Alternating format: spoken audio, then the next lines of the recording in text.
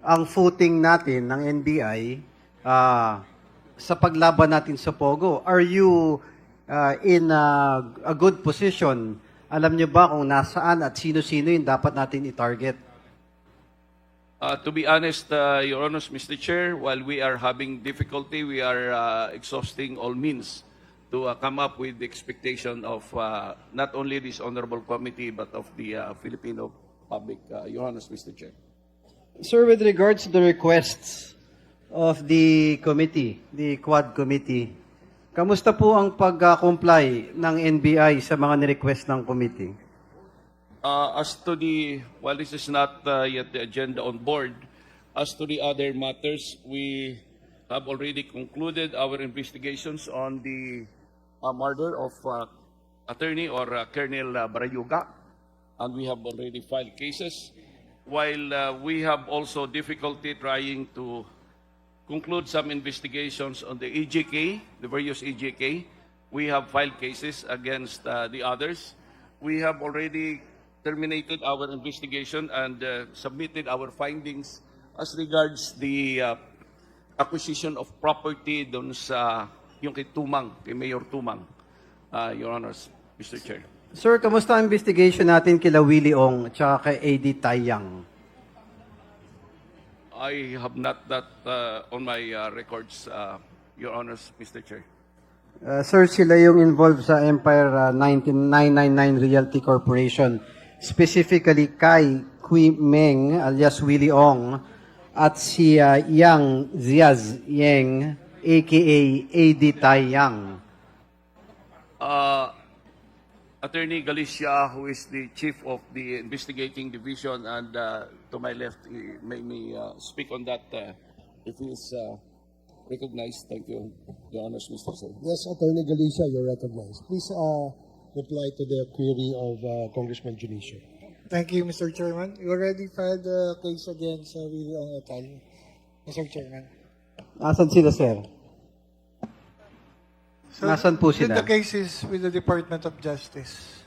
Na yung whereabouts ng dalawang tao, sir. Anong status nila? Based on the records of the Bureau of Immigration, they went out of the country, Mr. Chairman.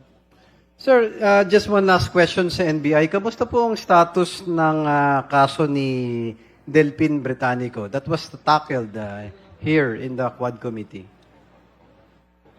I'm going over the records, Your Honors, Mr. Chair. I understand we already submitted our findings with the DOJ, but just to make sure, Your Honors, I'll... In a nutshell, sir, ano ba naging findings nyo? Yeah, I have to check on our records. Sige, sir, if this the committee and this humble representation be furnished of that, it will be highly appreciated, sir. We will comply, Your Honors, Mr. Chair. Thank you, sir. Just a quick manifestation doon sa galawan itong mga illegalista na Pogo Chinese, Mr. Chair. Isa rin problema natin dito yung sa lupain na nagkakaroon sila yung mga foreign nationals ng mga lupa na naipapangalan sa kanila. Is there any representative from the Office of the Solicitor General, Mr. Chair? Yes, OSG. I heard the committee secretary earlier acknowledging the representative from OSG.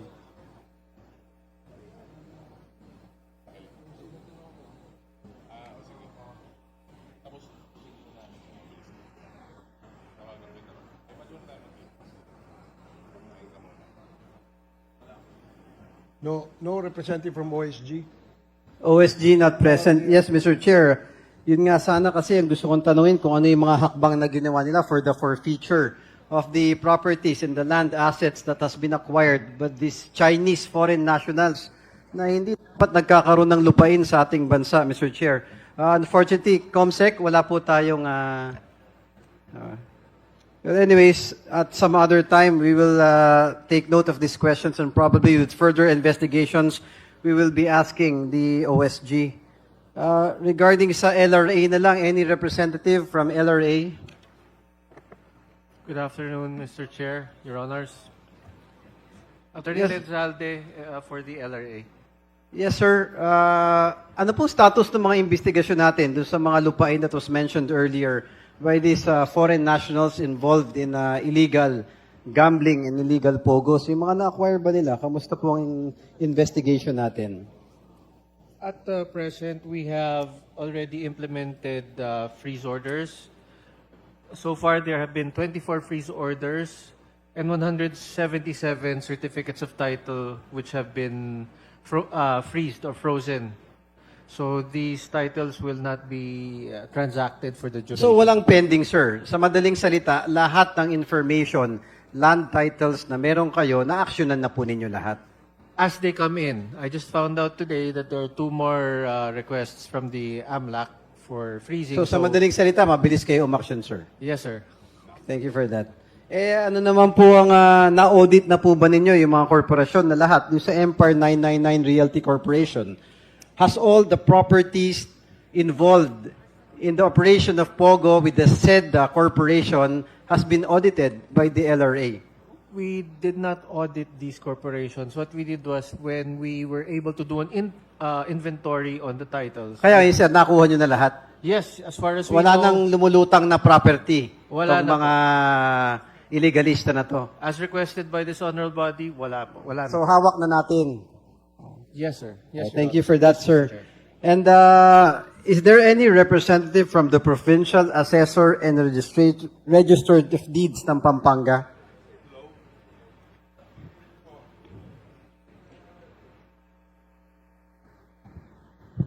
Good afternoon, Mr. Chairman.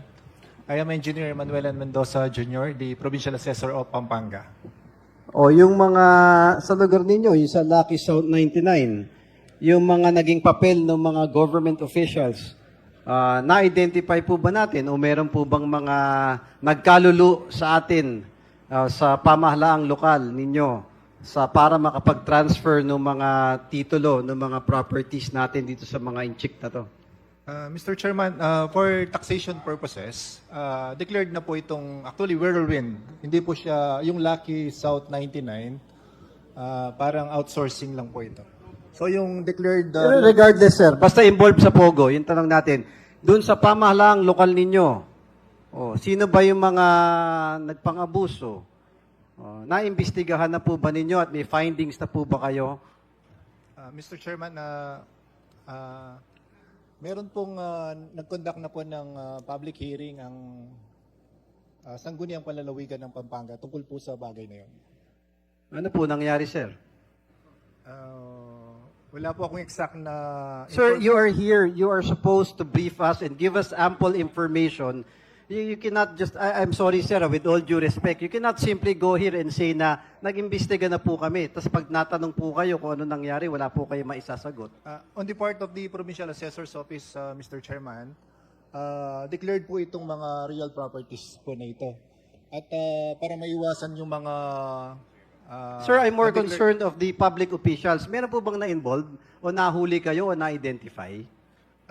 Based po sa news na napapanood natin. Hindi, sir, wag na based sa news. Andun po kayo sa local government. Based po sa inyo, sa investigation ninyo sa loob. Meron po ba kayong nadagit dyan na mga pumatol sa mga ilegalistan to na nasa pamahalaang lokal ninyo? Mr. Chairman, sa level po namin, sa Provincial Assessor's Office, ang ginawa po natin ay nag-issue tayo ng memorandum. So tungkol po ito sa mga requirements na para maiwasan na po yung mga bagay Sir, na... the question is, okay lang po kung wala please answer the question directly. Meron po bang mga naging involved o na-identify kayo na miyembro o parte ng ating pamahalaang lokal? Sa inyo po na na-involve dito o wala po kayong nakita sa inyong mga investigasyon? Opo,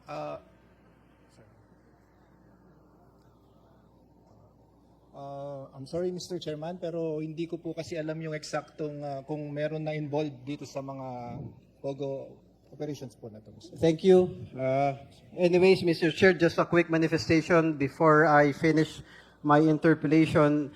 I'm somewhat saddened by the fact that I know that most of the agencies are doing their best. Pero we have to do more. Kanina pa po nababanggit yung salitang proactive.